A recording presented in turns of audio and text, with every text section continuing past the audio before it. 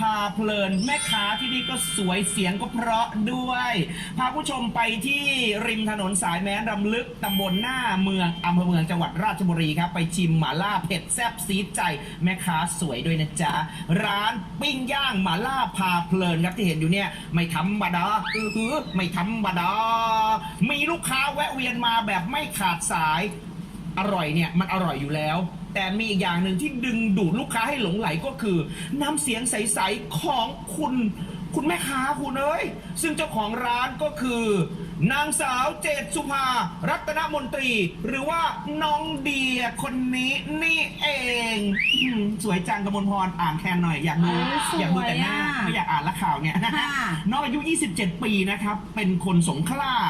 อดีตดีกรีเป็นศิลปินลูกทุ่งของค่ายเพลงแห่งหนึ่งด้วยน้องมีซิงเกิลเป็นของตัวเองแล้วนะแต่เมื่อเรียนจบแล้วก็ไม่ได้ทำงานเพลงต่อก็เลยอยากมีธุรกิจเล็กๆเป็นของตัวเองมาเปิดร้านขายหม่าล่าที่บ้านเกิดของตัวเองนี่แหละคุณโดยจุดเด่นของร้านนี้ก็คือ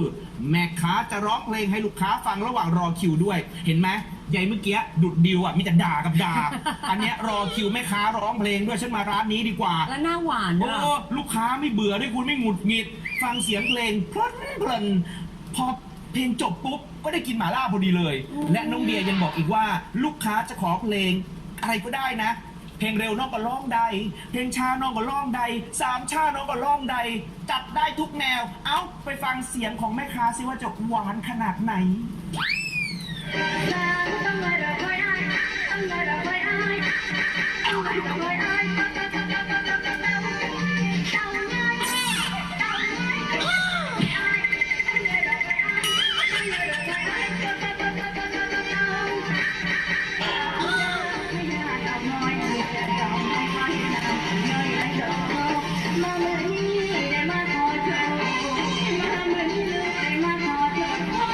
ดีกว่าน้อง